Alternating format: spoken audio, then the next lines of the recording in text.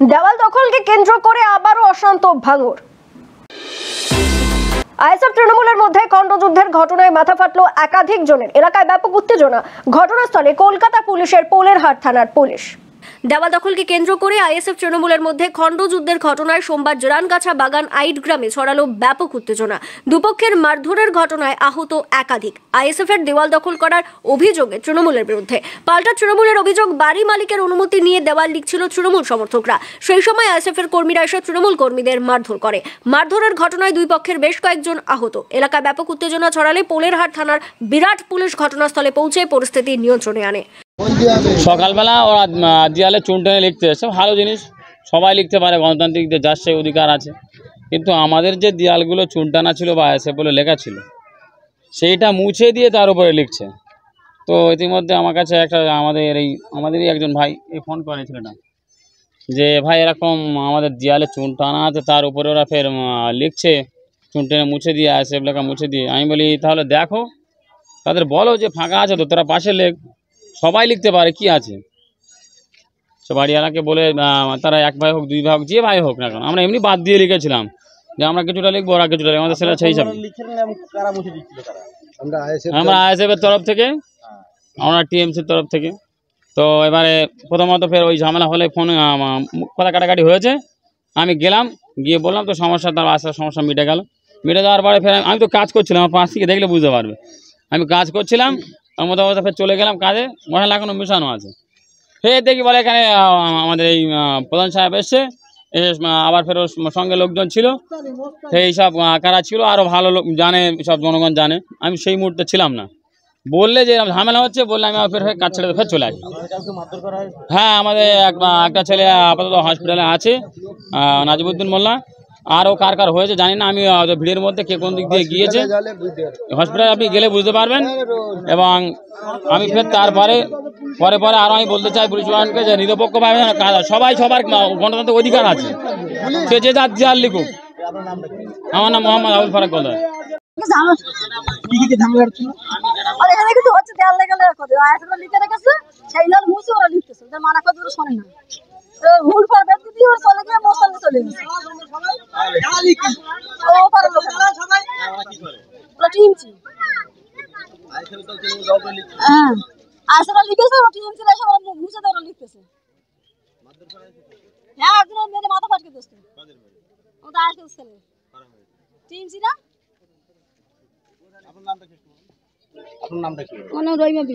প্রশ্নই নেই, আমি নিশ্চিত আইএসএফ এর নেতারাও আসছেন।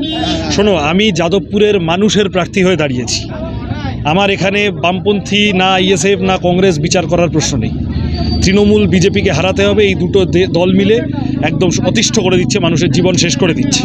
আইএসএফের কর্মীরা তৃণমূলের বিরুদ্ধে লড়েছে, রক্ত ঝরিয়ে লড়েছে। তা আজকে তাদের যদি রক্ত ঝরে তার পাশে এসে দাঁড়াবো না? 100 বার দাঁড়াবো। আমরা সব একসাথে আছি, আমাদের লড়তে হবে।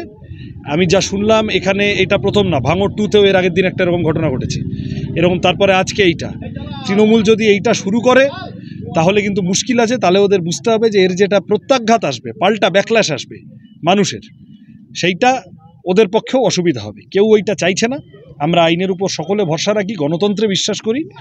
ফলত যে যার দেওয়াল লিখুক, যে যার কথা বলুক, তারপরে মানুষ বেছে নেবেন। ভাঙড়ের মানুষ শান্তিপূর্ণভাবে নির্বাচন চান। পঞ্চায়েত নির্বাচনে আইএসএফ এর যে উৎসাহ উদ্দীপনা ছিল, এখন লোকসভা নির্বাচনে ততটা দেখা যাচ্ছে না। তাদের কোথাও সেভাবে সবে তো সন্ধে হয়েছে, এখন সারা রাত বাকি আছে, দেখো না, কোনো চাপ। আপনাদের সঙ্গে কি ভিতরে তাহলে কি সিপিএম এর সঙ্গে আইএসএফ এর মানে যেটা জোট নিয়ে জটিলতা ছিল সেটা কি ক্লিয়ার হলো? মানুষের অধিকার রক্ষার লড়াই আছে এখানে। কে সিপিএম, কে আইএসএফ, কে কংগ্রেস, কে জমি রক্ষা কমিটি, এইগুলো পরে হবে। মানুষ তার মতো করে দেওয়াল লিখবে, কথা বলবে, নিজের কথা বলতে চাইবে। কেন মারধর করবে এসে? তৃণমূল তাড়াও, বিজেপিকে হারাও, বাংলা কথা। দাদা, কি ঘটনা ঘটেছে? দেখুন, আজকে দেওয়াল লেখনকে কেন্দ্র করে জিরেনগাছা বাগানের বুথে দেড় লাখকে কেন্দ্র করে আইএসএফরা জোরপূর্বক এসে প্রথমে আমাদের জুলি নামক একটা ব্যক্তি আছে, ওর ভালো নাম আছে জুলফিকার, ও জিরেনগাছায় বাড়ি। ও দেয়াল লিখতে যায়, দেয়াল লিখতে গেলে আইএসএফের কিছু দুষ্কৃতী তারা এসে হঠাৎ এসেই বলছে দেয়াল মোচ বলে মারধর শুরু করে দেয়। মারধর শুরু করে দিলে জুলি আমাকে ফোন করলে আমি ভাঙড় ঘটাপুকুরে ওখানে একটা বিচারে ছিলাম, বিচার থেকে আসলাম সোনাবাজা করতে। আসার সঙ্গে ওখানে মহিলাদের লেলিয়ে দিয়ে ইট পাথর ছোড়া এবং বচসা সৃষ্টি করে এবং অকথ্য ভাষায় মহিলারা গালিগালাজ করে। এইভাবে গালিগালাজ করতে করতে আমাদের 4-5 জনা ছেলেকে বেধড়ক ঘিরে মারধর করে। কজন আহত হয়েছে আপনার? আমাদের আহত 5-6 জনা হয়েছে। তো হসপিটালে আছে, হসপিটালে চিকিৎসা চলছে। ও আইএসএফ পক্ষ থেকে অভিযোগ করা হচ্ছে তাদের দেয়াল লেখা ছিল, সেই আইএসএফ দখলে ছিল, সেই দেয়াল তৃণমূল দখল করতে যায়। দেখুন, আমরা দেয়াল লিখি মানে যার বাড়ি তাকে পারমিশন নিয়ে আমরা সারা সমগ্র মানে ভগবানপুর অঞ্চলে দেয়াল লিখতে গেলে তার বাড়ির পারমিশন নিই, সেই পারমিশনটা আমাদের আছে।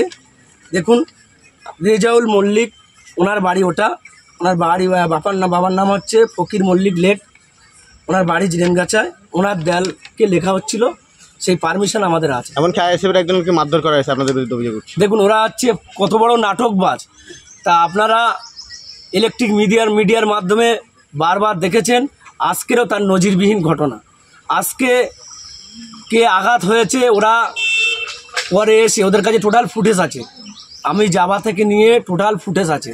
যদি সত্যিকারে ওরা মুসলিম সম্প্রদায়ের ধর্ম অবলম্বনকারী যদি মানুষ হয়, তাহলে ওরা ওই ফটোটাই দেখাক যে আমাদের ছেলেরা ওদেরকে মেরেছে।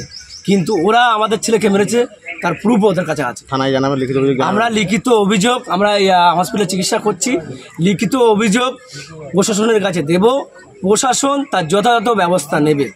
যদি প্রশাসন ব্যবস্থা না নেয়, তাহলে আমরা অঞ্চল নেতৃত্ব বসে আলোচনার মাধ্যমে ওদেরকে কি করা হয়, আমরা অঞ্চল নেতৃত্ব, ব্লক নেতৃত্ব বসে আলোচনা করে আন্দোলনের মাধ্যমে, বা যদি গ্রেপ্তার না করে তাহলে আমরা থানা ঘেরাও। Bureau report, XTV Bangla.